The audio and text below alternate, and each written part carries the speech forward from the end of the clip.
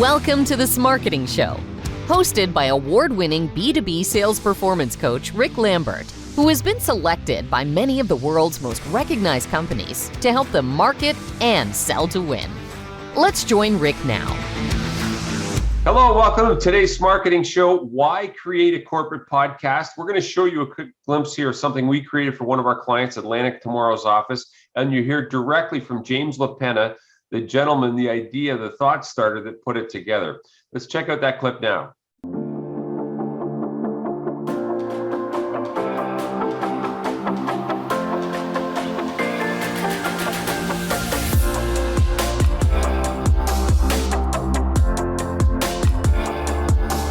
That's incredible. Yeah, it that certainly someone is. even do something like that. Yeah. That the service is there. Thank you so much for joining us today. Thank you for having me. I'm excited to be I got to start off with, I always wanted to be a Girl Scout. Also, like, the passion can be a positive, and we can turn it into a positive, and that's what the solution has became. So good to see you live again. I'm going to touch you. Thanks, guys. Thank you. Thank you. Oh, so you mean don't be a natural clicker? Exactly. Our curiosity Habitual takes clicker, over. correct? Yeah. You heard this, Podcast. right? Everyone heard this, It's right? being recorded. It's being recorded. You heard this.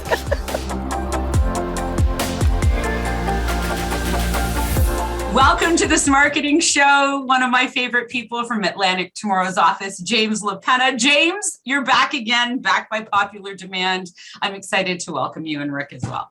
Yeah, repeat offender, right? Two-time guest. Hey, James, back by popular demand, by the way. We've got a lot of seats already booked for this one. They want to hear about why you started a podcast at Atlantic Tomorrow's Office. So for those of you that don't know James, he's a great, he's an idea guy, creative person, heads up all their digital marketing, great client of ours, obviously. And we thought today, James, if you could share really the thinking behind your new podcast. You're just launching episode 2, but it's a non-traditional kind of vehicle for, I think, for a lot of companies that are on the edge thinking, should I do a podcast? How do I do it? And maybe you could talk about why you folks have brought one to market today. So yeah, the idea for the podcast came, we were recording another piece of content for a group of clients, and our president, actually, funnily enough, Larry Weiss, came up to us and asked, how can we do this in a more frequent manner and put these together in a quicker succession. So from that conversation, the vice president of sales on our managed services side of business, Kia Robinson, and I got together some of my patented green light meetings, just talking about different ideas we could put together and getting different pieces of content, different messaging, different guests that we can implement and bring in to these communications and what that would look like. And they just kept piling on, and it really became like an episodic type of flow of like all these different guests that we could potentially engage. So we just said, okay, well, it's going to turn into a podcast really quick. So we just decided, okay, what would that look like and how could we make that work? And that's how we just went on from there. That's awesome. Can you tell us a little bit about how you came up with the name Accelerate the Conversation? Yeah, Accelerate the Conversation. So we knew what we wanted to produce and how we wanted it to be conveyed and portrayed to as a viewer and as a listener, and the conversation was the key part, right? But other than that, it really just didn't. It was kind of a spur of the moment type of thing. If you think about something too much, you're never going to come up to an answer. So I think I was the one that put that one into the hopper, and I maybe just a night of TV or something. I was like, oh, that sound has a nice ring to it. Let's run with that. And it was voted on and approved, and there you go. Perfect. I like it. Hey, a lot of good ideas come while watching TV on the couch. I know some of mine did. Hey, we know that 25% of business people now subscribe, follow, whatever you want to call it, to podcasts. Very popular. And James is a marketing guy that comes from outside the office tech arena. You've had great global exposure, by the way, to what's working in marketing, what's not. And I know I really enjoy working with you because you're always thinking outside the box. So podcasting for a lot of companies, again, is kind of outside the norm of a traditional marketing mix. And I'm just wondering, maybe you could talk a little bit about your strategy, to maybe back off lead generation, if we want to call it, to more demand generation with a educational, maybe more of a entertaining kind of spin to what you're trying to do. Is that okay that I ask you kind of why you're taking that path? Well, yeah, I mean, I think the first priority we had when we were putting these ideas together and the podcast took shape was we absolutely 100%, like the deal breaker was we needed to stay away from the webinars and the panel discussions of what people have been so accustomed to over the last 2+ years through the pandemic. It just became old hat, and that was just what people were so used to. So obviously a digital piece of content is the way you can engage the masses the best, but we wanted to make sure we stayed away from like that presentation feel, and we wanted to, again, that conversation was the big piece of it. We wanted to drive that as a conversation where the things that we engage in on our 9-to-5 workday, they're relevant, but if you expand off of that core focus, they have legs outside into the real world of what your real life could be too. So we thought that it was really important to continue to stay on that theme of what you're engaged in on a daily basis within your profession, but maybe have it leak into your personal thought process as well. And that's what we tried to do with a lot of our guests, was kind of speak to a broader audience and a broader base with some of the content, some of the topics that we put together. Yeah, perfect. Tell us what's season 1 all about? So in terms of like who's on it and who's on and what are the episodes about, and why would I want to listen? Sure. So why you'd want to listen is kind of what we just talked about. It's a broader topic on what you are engaged in on a daily basis. Obviously, we take relevant topics and relevant real-time cultural things, economic topics, obviously professional and technology driven topics as well. But that's really what the season is built on. Season 1, we're in our infancy stages. We had episode 1 come out just about a month ago, and we had Carolina Mena from Girl Scouts from Heart of the Hudson come on and talk about the way that they really cultivate leadership in their scouts and the things that they hold paramount in terms of driving and delivering a message, and having these Girl Scouts graduate through their different stages and what they come away with. It was really impressive, and it was fun for me because I'm a girl dad, so it was fun to see how this organization has evolved and what they deliver to their scouts. And then also too, we get into how they had to pivot through the pandemic and utilizing digital technology and to get really creative in delivering these different projects and things like that, so that they can keep their scouts engaged while everybody was needing to socially distance through that. I just thought it was really it was clever the way you threaded like leadership through something we can all relate to, right? But it's not, you're not jamming the business traditional thing. And that's really what our goal was. We didn't, it really didn't want to be salesy. It didn't want to be standard of what people have experienced over this, through the span of the pandemic. We wanted to talk about things that are relevant in the professional world, but also in your personal world. So, and I think Carolina was a great guest. She's engaging. She's funny. Check out the podcast. She's a ball of energy. I'll tell you that. Yeah, she absolutely is. But I had the privilege of being down there, while you were filming these podcasts. It was awesome to be live there and watch everything going on and meet her and the other guests that you had on. So it was cool. Yeah. So in episode 2, actually, we just launched this week. It's with one of our internal experts, Harry Srolovitz. Mm-hmm. And in episode 2, he sits down with Kia for a conversation on cybersecurity, obviously something super relevant in today's world, professional world, personal world, everything like that. But then they go into the in-depth of like what organizations can do to prevent cyber attacks, what they have to be aware of internally to keep those cyber crimes at bay. And all the different layers of security and things like that need to be considered. But episodes 3, 4, and forward, I'll just simply say like and subscribe and stay tuned for more. Absolutely. Much away.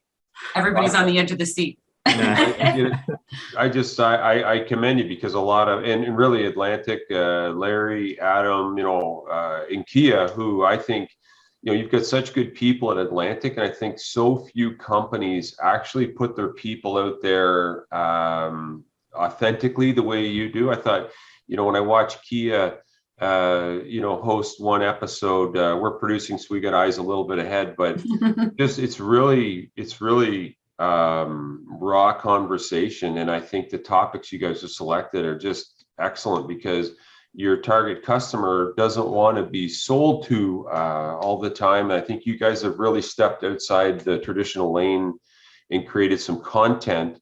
Again, the 25% or more of your audience is consuming somewhere, somehow, to get the brand out there. But so, is there a way, your vision for it going forward, James? I know we've had some. It's a dangerous question to ask me. No, I know. But I thought I would let people into kind of how you're thinking about this, because there's a lot of thought process behind what you're doing, and maybe you're using a great venue in New York City, Convene, to shoot some of these. I mean, you guys have done it the right way.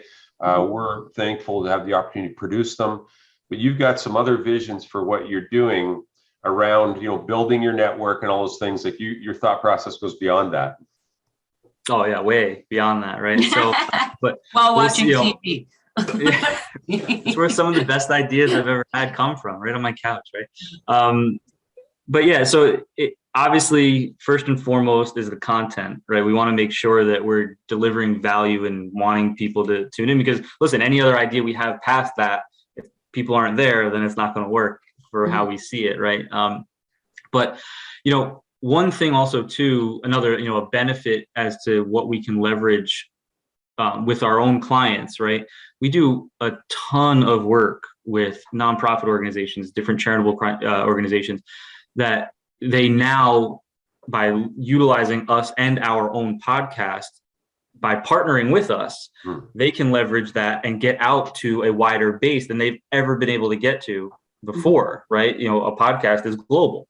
Yes. You can come on, you come on and be our guest and drive and showcase an event, your overall mission and things like that. And it really can be leveraged as a sounding board for an organization. So that's really kind of a value add that we see potentially going forward with our clients, to be able to utilize that, but then staying on top of what we want to achieve with the content and things like that. It's getting involved with more organizations and building that relevant stream of content that we can go forward. No, I just think the way you guys are doing it, not a lot of people in your space are doing podcasts yet, and you and Kia, who host the show, I think do an awesome job of asking the questions. And so if you were to make a suggestion, maybe, I know I'm catching a cold here, to someone that's thinking about starting a podcast, any thoughts there on what they may want to consider before they get started? I think, the content, you want to really drive and make sure that your content, again, it's a broken record at this point through the episode, but the content's got to be there, right? But there are so many podcasts out, right? So you really don't want to get caught in the mix. So if you have a niche, or if you have something that holds yourself unique, then go with that. And I think some of the podcasts that I consume personally have the same theme, and it's what we tried to drive with ours, is that relaxed conversation, on just not even necessarily sitting, on a panel discussion, but relaxed, legs crossed on a couch, even maybe a drink next to you, very relaxed, engaging conversation. Because I think that just from the production side of it, when we were on set for recording these, it was just so much easier to have the conversation.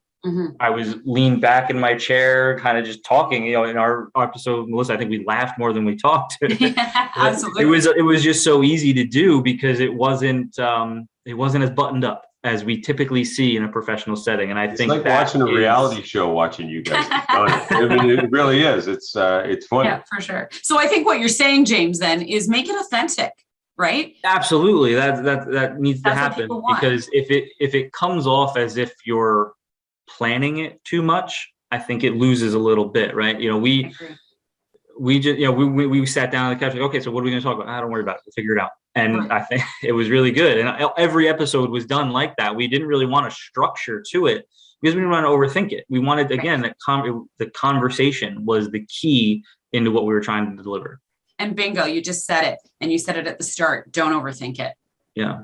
Right. And these guys, Melissa even did a segment talking about the podcast behind the scenes, which I thought was kind of cool. Like how that was really good. So I thought that was kind of a different twist versus a guest. But hey, as we wrap up here, James, I know I just want to say thanks for allowing us to be a part of it, accelerate the conversation. If you haven't seen it, I mean, these guys did it right. It's excellent content. And I think the second episode, which is airing this week, I believe, or very soon, is an awesome one. More to come. It sounds like we're not supposed to talk about that. Anyway, I just want to say congratulations on thinking outside the box. For an idea guy, you're not just thinking about ideas, but you're actually putting them into play, which is a whole different level. So congrats on that. Absolutely. Tell us where we can find it, James. Where is it? Yeah, absolutely. Can't get away without doing that, right? We need viewers. So we're available wherever you get your podcast, Apple Podcasts, Spotify. We also have additional channels. We have our own YouTube channel established, as well as Instagram. We're looking to kind of separate the two. We'll have some more short form content and some takeaway content on our social channels to really, again, that value add, right? Why do I want to come and take in this podcast and all that we have to offer? Well, the different takeaways there on Instagram, YouTube, and then the podcast channels on Apple Podcasts and Spotify. Awesome. Well, we look forward to having you on a third time, and we look forward to all the podcasts that are coming and all your great ideas. So thanks so much, James. And thank you guys for attending the SMARKETING Show again this week. We'll see you next week. Thanks, buddy. Thanks. Bye-bye. Thanks for joining us for this episode of the SMARKETING Show. If you enjoyed today's show, please like, share, and subscribe to get the latest B2B insights to help you market and sell to win.